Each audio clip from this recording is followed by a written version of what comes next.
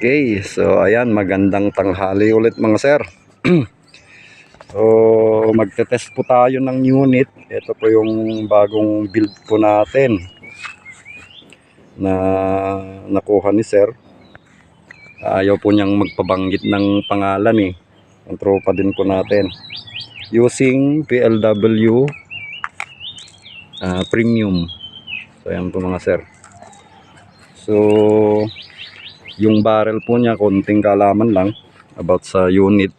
Yung barrel po niya 23 inches, NB barrel, 0.5 liter tank, Taiwan reg. So ayan, Vortex Venom din po yung scoop ni sir. Ayan, may folding na po, folding adapter. Tapos yung output po natin, ayan, nakaset po siya sa 2,000. Ayan po mga sir. So Black Ops po yung gamit nating receiver sa kanya, from Sir Warren Sumaylo. So ayan po mga sir. Tapos yung velocity po pala nito mga sir, nasa 960 fps sa PLW na 18.50 grains. So ayan po. Try po natin doon at 110 meters. So ayan. So stay tuned lang po mga sir. Try po natin. Okay, so ayan, magte-test po tayo at 110 meters po ulit. So mukhang wrong timing po mga sir. Malakas yung hangin. Ayan kung nadidinig po ninyo. 5 clicks, 50 clicks, 110.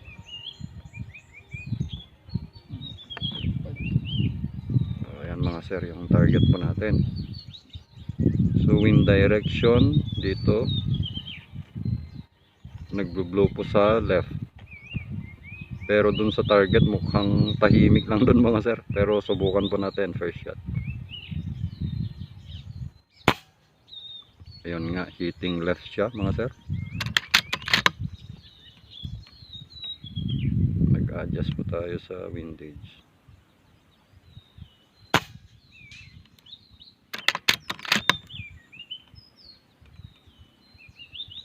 Moving target.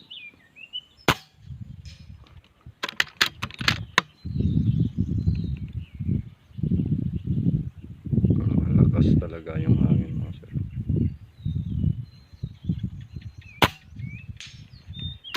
Lagay balang din po yung mahabang barrel mga sir, tsaka CNB.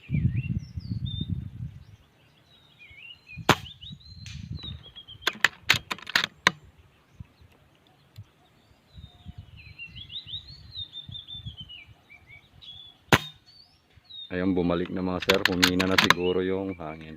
Try natin ibalik. Wind direction nasa kanan na naman mga sir. O yun, kung kita po ninyo. So sa hangin lang po yan mga sir. So normal lang naman yan.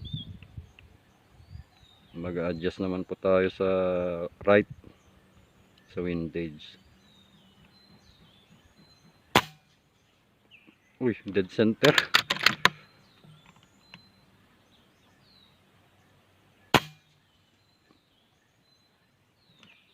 Bumaba.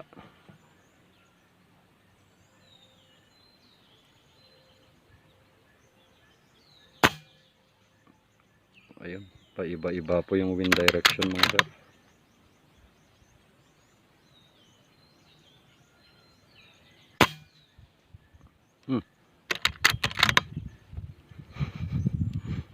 Ayaw makisama nung hangin. Wait lang mga sir, humina kaunti.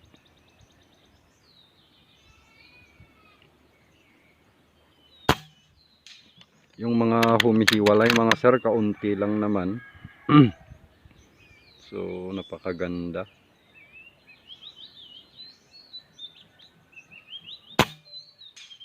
Yun. So sa hangin lang talaga. Pero ano pang hanapin mo dyan mga sir?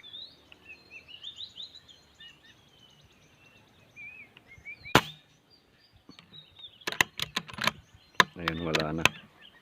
So another mag mga sir, try natin ulit. Okay, so another. Malakas po yung hangin dito sa amin mga sir, pero doon mukhang mahina naman, so tignan lang natin. So nagbublow po sa left mga sir yung hangin.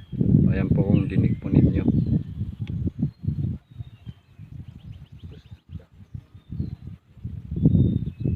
Try natin mag-adjust ulit.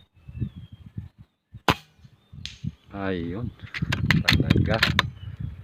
Oh, wala ka nang masasabi mga sir.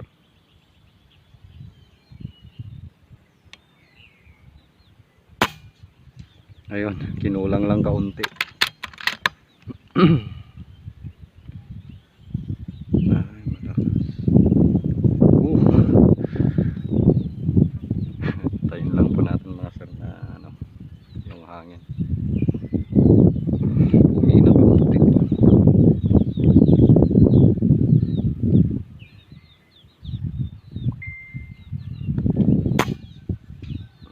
Ayun. So kung kita po ninyo mga sir, yun po yung affected ng hangin.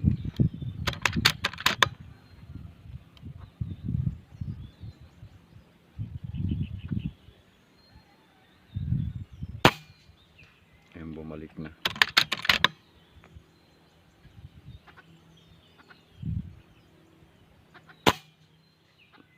Ngayon dead center na.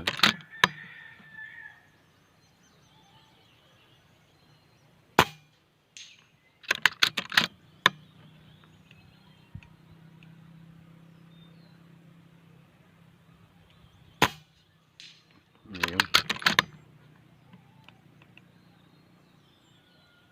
So ayan po mga sir, dapat alam din po natin sa mga hindi pa po sanay na bumibira sa ganyang mga distance, alam din po natin yung wind direction para makapag-adjust po tayo. Hindi agad may kasalanan yung airgun natin. Ayan, so practice lang mga sir. Ayan po. Kailangan din ng practice. Ayan. So ayan mga sir. So wala na po tayong hanapin dyan na accuracy ng airgun. Okay, ayos. Okay, so ayan na mga sir, tapos na po tayong mag-test. So ayos na yan. So satisfied na si sir sa unit niya. So i-recheck na lang namin at 25 para ma-set po yung scope ni sir. So ayan po mga sir, sa next video po ulit. Maraming salamat po sa panonood. So ayan po.